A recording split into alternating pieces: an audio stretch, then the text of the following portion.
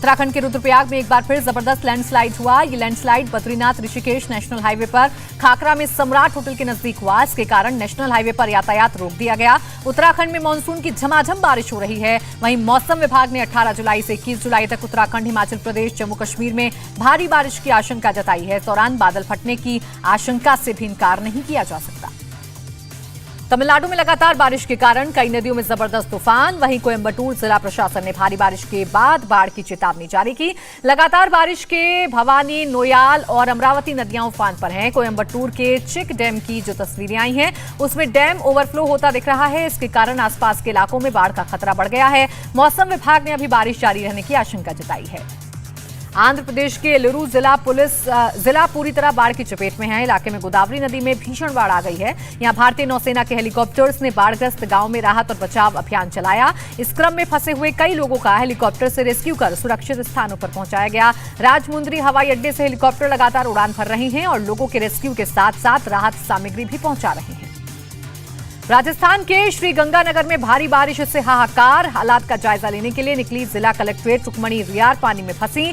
वो जिस बोलेरो गाड़ी में निकली थी वो एक अंडरपास ब्रिज में फंसकर डूबने लगी। आसपास के लोगों ने बताया कि उन्होंने कलेक्टर को उधर से जाने के लिए मना किया था। वहां करीब 4 फीट तक पानी भरा था। उसके बावजूद उन्होंने ड्राइवर से पानी में गाड़ी को ले जाने को कहा। गाड़ी के डूबने पर स्थानीय लोगों ने उसे धक्का देकर बाहर निकाला और कलेक्टर को सकुशल बचाया। गुजरात के नवसारी में भारी बारिश से आई बाढ़ का पानी अब घटने लगा है। इसके कारण ऊंचे स्थानों पर गए लोग अपने घरों को लौटने लगे हैं, लेकिन बाढ़ के कारण कई लोगों के घर टूट चुके हैं। उनके सामने सबसे बड़ी समस्या खाने पीने को लेकर है। ऐसे में लोगों की मदद के लिए कई संस्थाएं आगे आई हैं। नवसारी के छोटे छोटे गांव में कई संस्थाओं ने घर घर जाकर लोगों को खाने के पैकेट बांटे। इससे बाढ़ पीड़ितों को काफी मदद मिल रही है। असम के दक्षिण सलमारा जिले में 2 नाबालिग लड़कियां ब्रह्मपुत्र नदी में डूब गईं। बताया जा रहा है कि 3 लड़के और 2 नाबालिग लड़कियां नहाने के लिए ब्रह्मपुत्र नदी में गए थे। वहीं नदी में नहाने के दौरान सभी ब्रह्मपुत्र नदी के बहाव की चपेट में आ गए और बहने लगे।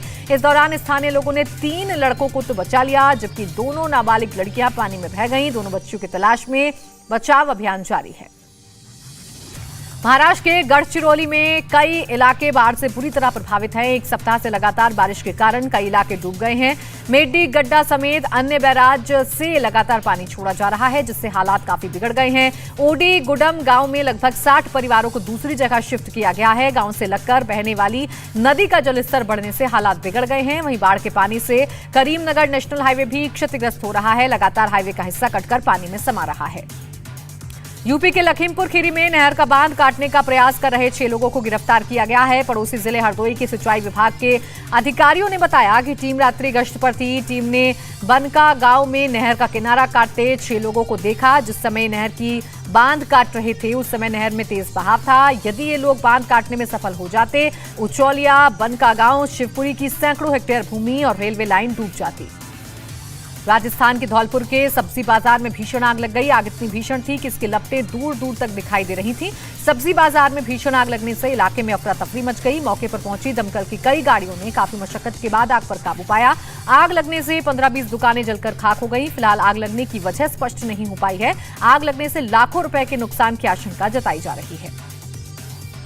भारी बारिश के कारण महाराष्ट्र में नदियां उफान पर हैं। कोल्हापुर में भी पिछले कुछ दिनों से लगातार बारिश हो रही है।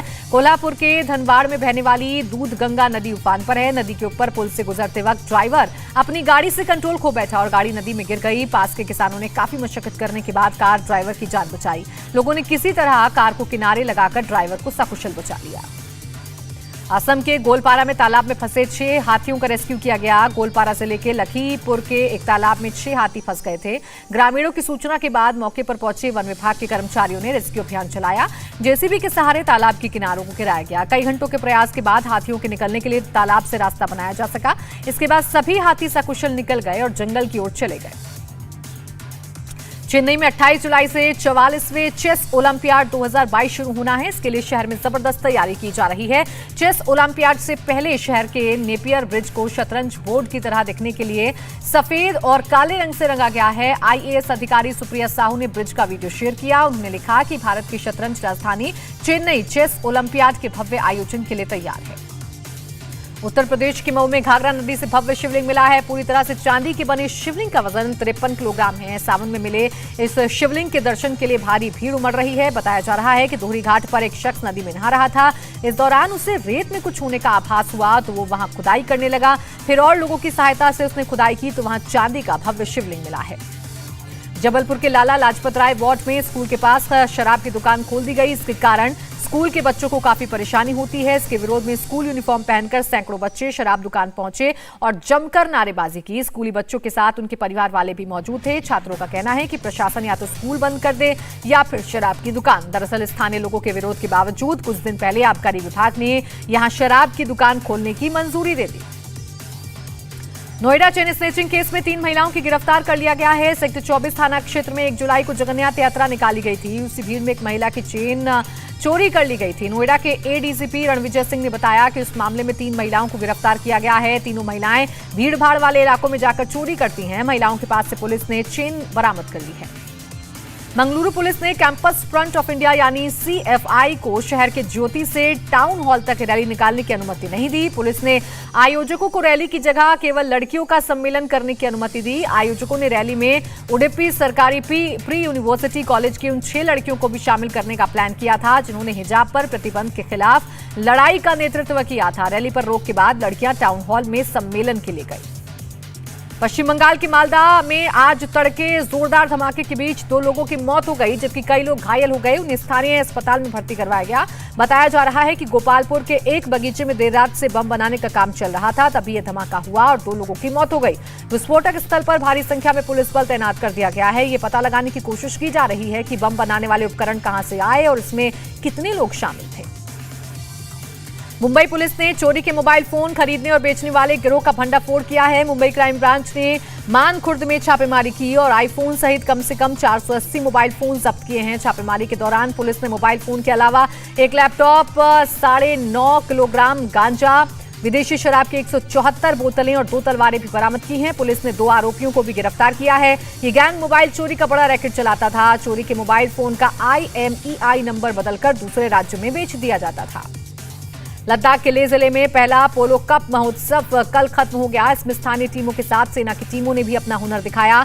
इस महोत्सव का आयोजन लद्दाख में पर्यटन को बढ़ावा देने के लिए किया गया। इसके लिए लेह जिले के चुशोत गोंगमा इलाके में नया पोलो ग्राउंड बनाया गया। सरकार की कोशिश है कि आगे से पोलो खेल प्रतियोगिताओं में हिस्सा लेने के लिए विदेश से भी खिलाड़ी शामिल हों।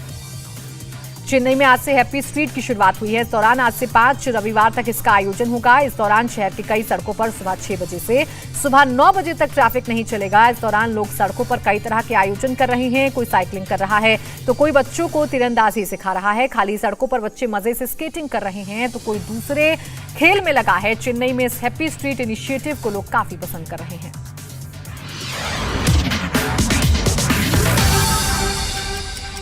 इंडिया टीवी हर वक्त हर जगह डाउनलोड करने के लिए सर्च करें India TV news Google play store या ऐप स्टोर पर।